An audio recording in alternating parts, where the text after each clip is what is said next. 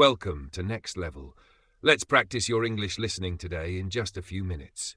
Today's story, Level C1. Listen carefully, try to understand as much as you can, and don't worry if you don't everything the first time. Let's go to the next level together. Story, The Turning Point. Jonathan was a man who had carefully planned every step of his life. He believed that with discipline, preparation, and hard work, he could avoid surprises and control his future.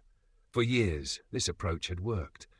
He graduated from a top university, built a successful career as a financial analyst, and lived in a perfectly organized apartment in the heart of the city.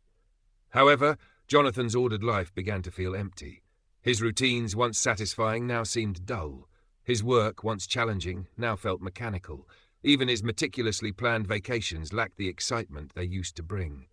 Despite his success, something was missing, though he couldn't quite name it. One Friday evening, after another exhausting week at work, Jonathan received a call from his old friend Michael. They hadn't spoken in years.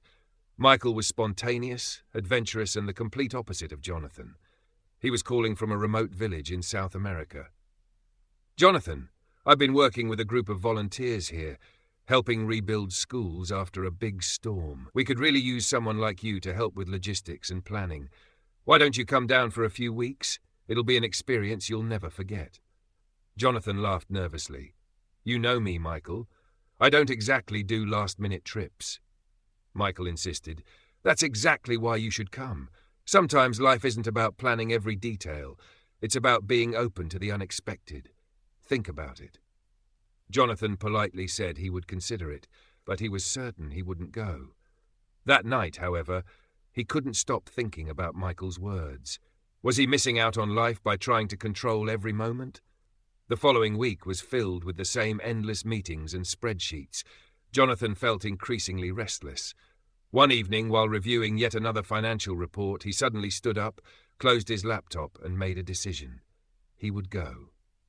Within a few days, he was on a plane heading to a small town in South America, far from his usual world of polished offices and business suits. Michael met him at the airport with a wide grin and a clap on the back. "Welcome to real life," Michael joked as they loaded supplies into an old truck. The village was simple but full of life. The houses were colourful, the streets were dusty, and the people greeted Jonathan warmly.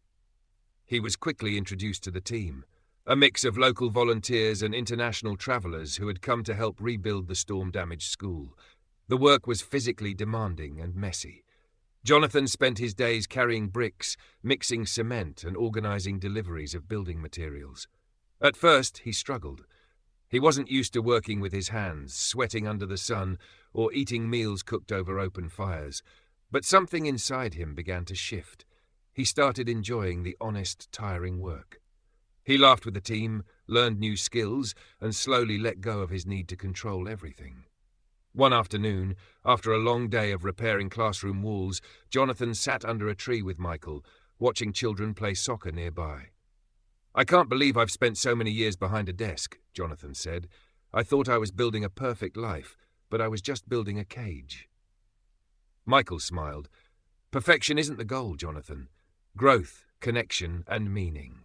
That's what matters." Jonathan stayed for several weeks, extending his trip twice. He taught basic math to children, helped organise community events, and formed deep friendships with people he would have never met otherwise. One evening, during a village celebration, an elderly man named Pedro approached Jonathan and said, "You know, you've brought more than your skills to our village. You've brought your heart. That's what we will remember." Jonathan was touched. He realised he had gained far more than he had given. When the school was finally rebuilt, Jonathan stood with the children, the volunteers, and the villagers, feeling a deep sense of accomplishment. It wasn't the kind of success he had chased in the city. It was something more real, something that filled the space inside him that had felt so empty before.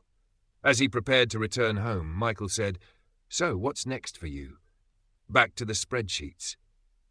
Jonathan smiled, maybe for a while, "but I'm looking forward to seeing what else life has to offer." Back in the city, Jonathan returned to his job, but he was different. He worked fewer hours, spent more time with friends, and started volunteering on weekends. He even began planning his next trip to help other communities in need. His colleagues noticed the change.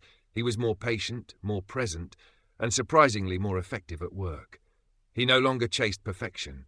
Instead, he sought balance and purpose. One day, his manager called him in for a meeting and asked, "What's your secret? You seem happier, and your work is excellent." Jonathan replied with a calm smile, "I stopped trying to control everything. I started living." His story soon inspired others in the office to pursue more meaningful experiences outside of work. Jonathan's journey had a ripple effect, changing not only his own life but also the lives of those around him. He continued to travel, to help, and to build connections wherever he went. Every time he packed his bags, he remembered his first decision to take a chance, and he smiled at how far he had come. Jonathan had discovered that life's most important turning points are often the ones we never plan. And from that moment on, he never stopped looking forward to the next unexpected adventure.